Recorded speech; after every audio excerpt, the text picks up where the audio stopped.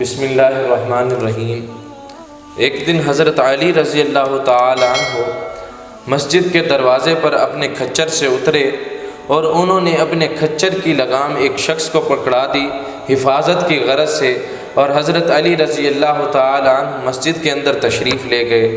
اور جس آدمی نے کھچر کو تھامے ہوا تھا، کھچر کو پکڑا ہوا تھا،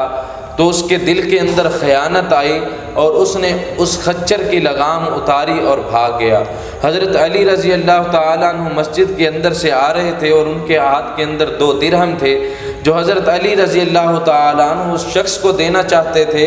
جو اس کھچر کی حفاظت کے لیے کھڑا تھا۔ جس وقت حضرت علی رضی اللہ تعالیٰ عنہ باہر تشریف لائے تو دیکھا کھچر بے لگام اکیلا کھڑا ہے، تو حضرت علی رضی اللہ تعالیٰ عنہ نے ایک اور شخص کو بلایا اور اسے وہ 2 درہم دیے اور کہا جاؤ بازار سے ایک لگام خرید کر لے آؤ۔ وہ شخص بازار گیا تو اس نے دیکھا کہ ایک شخص ہے وہی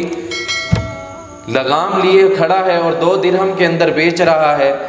تو انہوں نے اس سے وہ لگام خریدی اور حضرت علی رضی اللہ تعالیٰ عنہ کے پاس لے آئے اور کہنے لگے کہ ایک شخص تھا بازار کے اندر اس لگام کو بیچ رہا تھا، تو میں نے 2 درہم کے اندر اس سے خرید لی۔ حضرت علی رضی اللہ تعالیٰ عنہ کہتے ہیں کہ بعض اوقات انسان صبر نہ کرنے کی وجہ سے اور عجلت کی وجہ سے اپنے حلال رزق کو حرام کر بیٹھتا ہے، حالانکہ اللہ تبارک و تعالی نے جتنا اس کے نصیب کے اندر لکھا ہوتا ہے وہی اس کو ملتا ہے۔ اب آپ دیکھیں کہ کیسے اس شخص نے وہ لگام چوری کی اور وہی لگام حضرت علی رضی اللہ تعالیٰ عنہ کے دیے گئے 2 درہم سے دوبارہ خرید کر واپس کھچر کے اوپر